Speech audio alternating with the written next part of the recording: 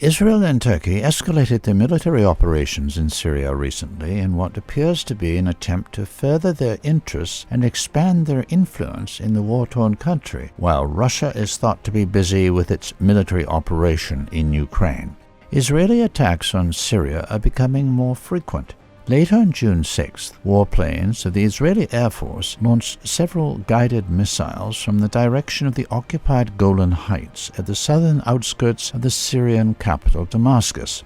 A source in the Syrian Arab Army, SAA, said that many of the missiles were intercepted. However, some damage was reported near the town of al-Kiswah, where several bases and research facilities of the SAA are located. Earlier on June 8th, the Israeli Defense Forces attacked again. Several Israeli battle tanks advanced in the UN-monitored buffer zone in the southern governorate of al-Quneitra and targeted an observation post of the SAA near the town of al-Malgah. The attack was a blatant violation of the 1974 Separation of Forces Agreement.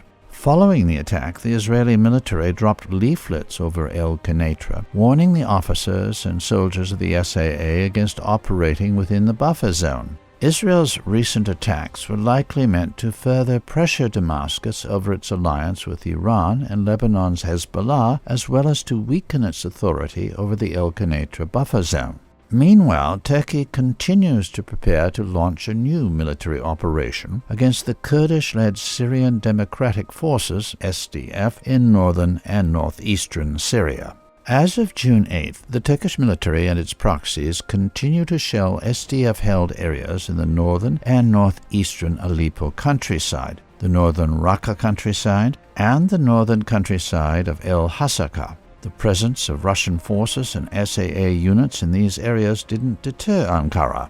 The Turkish military and its proxies also continue to amass their forces near the SDF-held towns of Tel Rifat and Manbij in the northern Aleppo countryside. The two towns are expected to be the main targets of Turkey's upcoming operation. Russia has been working to restrain the actions of both Israel and Turkey in Syria by developing its cooperation with the SAA and expanding its military presence in hot regions. On June 7th, the Syrian Arab Air Force and the Russian Aerospace Forces, VKS, concluded a joint live-fire exercise which simulated facing hostile fighter jets and drones that violated Syrian airspace.